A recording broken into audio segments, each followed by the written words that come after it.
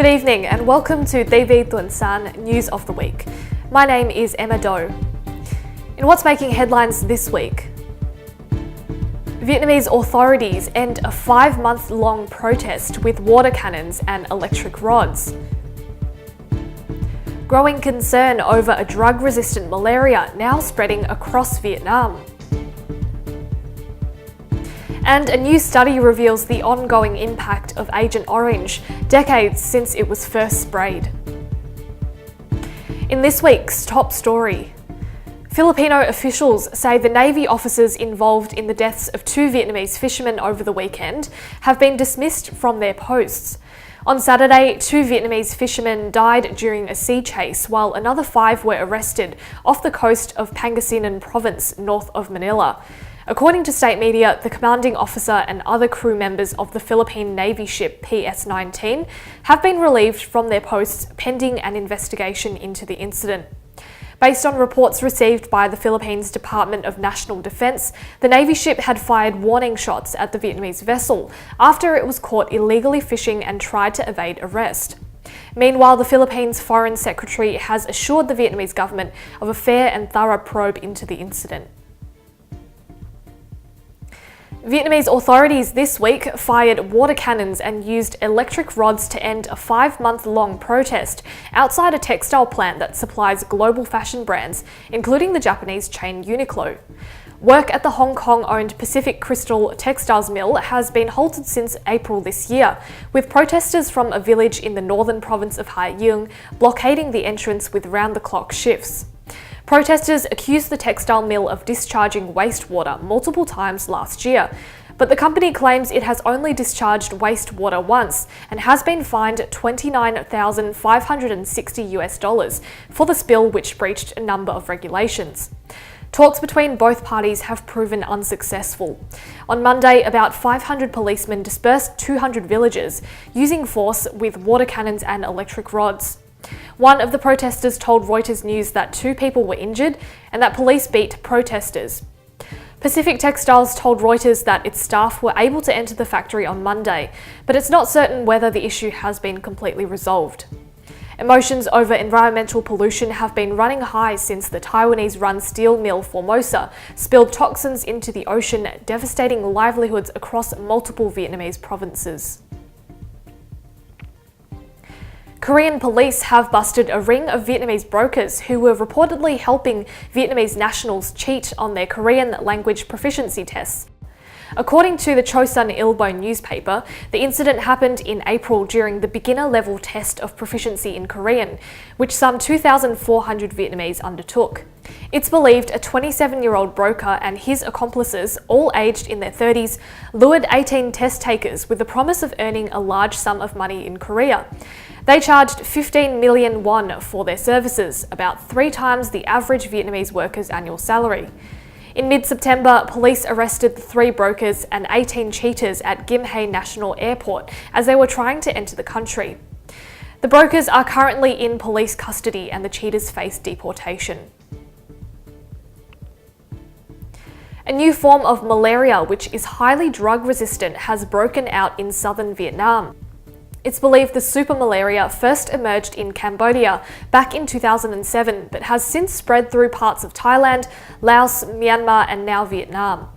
Scientists have warned that the rapid spread in Southeast Asia could pose a global threat, adding that there has been an alarming rate of failure in treatment. The parasite has evolved to resist one treatment drug, while another common treatment has become less effective. Malaria is a mosquito-borne disease especially deadly to children. The World Health Organization estimates 429,000 people died from the illness in 2015. In the latest crackdown against dissidents, Vietnamese police have arrested Nguyen Viet Yum over allegations of propaganda against the state. According to various state media reports, the 31-year-old was detained while having a meal in the central Nghệ An province. Pháp Luật newspaper and the VN Express news website said he had been previously jailed for 12 months in 2016 for disturbing public order. Vietnam routinely jails bloggers, lawyers and activists accused of criticising the state. Vietnam is investigating 4 more officials from the disgraced firm PetroVietnam for alleged economic misconduct. The 4 officials are linked to the former PetroVietnam official Tuần-san, who was arrested for causing $150 million worth of losses to the state company. Tuần-san's profile has risen steadily in the last month after Germany accused Vietnam of kidnapping him while he was seeking asylum in the European country. Vietnam has issued an arrest warrant for one of the 4 PetroVietnam officials in question. According to the state, they are wanted on suspicion of breaching state rules in economic management. Hong Kong may soon allow Vietnamese domestic workers into the city in a bid to aid the care crisis for its ageing population. Vietnam's Consul General for Hong Kong and Macau, Hoàng Chí Trung, told media that Hong Kong and Vietnamese authorities had not set an official time frame to lift its ban on Vietnamese domestic workers. But Hong Kong sources have given Hoàng promising news.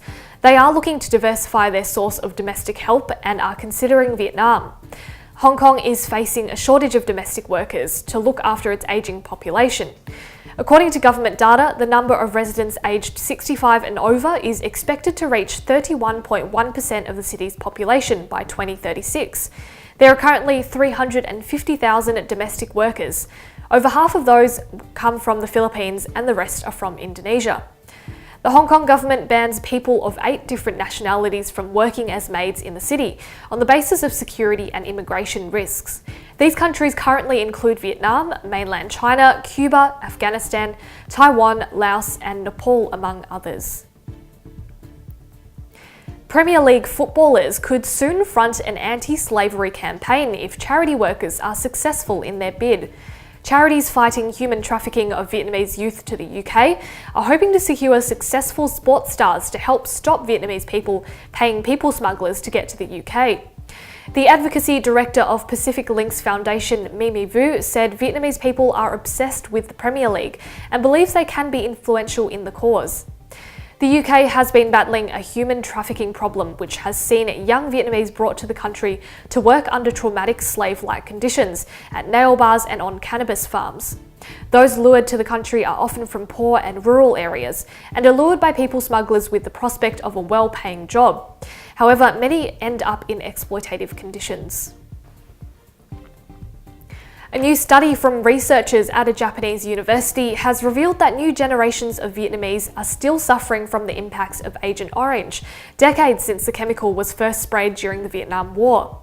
Previous studies have shown a link between exposure to the herbicide and prostate cancer in men, but the latest study reveals the impact of the chemicals on women and babies. It shows that babies born in areas where Americans stored Agent Orange and where leaks had occurred had 3 times the level of the hormone DHEA than babies born elsewhere. It's an imbalance of this hormone which can lead to health complications and disfigurement. The hormone is directly affected by a chemical called dioxin, which is present in Agent Orange and can be passed on to the baby through breast milk from mothers who have been exposed to the dioxins. Despite the fade of dioxins in the past 5 decades, samples from the areas affected still show high levels of the chemical in the environment and in residents. Back to news in Australia. Australia is now importing dragon fruit from Vietnam for the first time. That's despite protests from a number of Australian farmers who fear the spread of potential pests. 3 tonnes of the tropical fruit arrived in Melbourne from the Southeast Asian nation last week. In January this year, the Federal Department of Agriculture and Water Resources finalised biosecurity requirements for the import of the fruit.